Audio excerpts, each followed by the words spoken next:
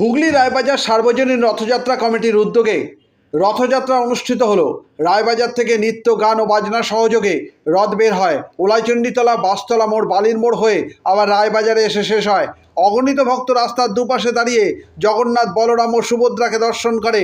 রথযাত্রা উপলক্ষে উপস্থিত ছিলেন কলকাতা হাইকোর্টের প্রাক্তন বিচারপতি কল্যাণজ্যোতি সেনগুপ্ত, বিধায়ক তপন দাশগুপ্ত, পৌরপ্রধান অমিত রায়, সমাজসেবী দেবব্রত বিশ্বাস, আইনজীবী উজ্জ্বল চক্রবর্তী সহ আরও অনেকে। পরে অনুষ্ঠান সম্পর্কে জানান আইনজীবী জয়দীপ মুখার্জি ও বিধায়ক তপন দাশগুপ্ত। চুঁচুড়া থেকে প্রবীর ঘোষালের রিপোর্ট।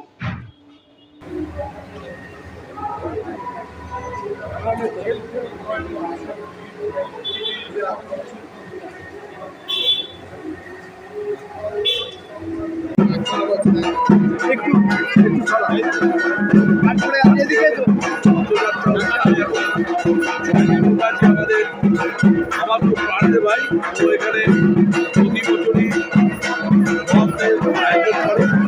রথ এখান থেকে প্যান্ডেল নিয়ে ঘুরে আবার আসে, সারা বছর পূজার্চের মধ্যে থাকে।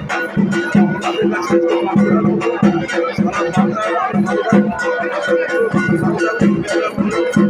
সবার জন্য ভালো হয়, সেগুলো করে সবার ভালো হয়, সবাই সুবিধা হয়।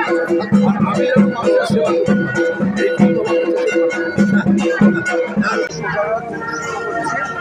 এখানে রথযাত্রা 12 বছরে পদার্পণ করলাম। প্রত্যেক বছরের না এবছর সোজারথ হচ্ছে 27 তারিখ, 5 তারিখে হবে এই যে উত্তর রথযাত্রা। এবং জাতি, ধর্ম, বর্ণ নির্বিশেষে সবাই মিলে আজকে দেবের রথযাত্রা আমরা পালন করছি। এবং এই রথযাত্রার মাধ্যমে একটাই আমরা বার্তা দিচ্ছি, সমাজের সম্প্রীতি থাকুক এবং সবাই মিলে আমরা যেন জগন্নাথ দেবের আশীর্বাদে, প্রভু বলরাম সুভদ্রার আশীর্বাদে আমরা সবাই ভালোভাবে থাকতে পারি।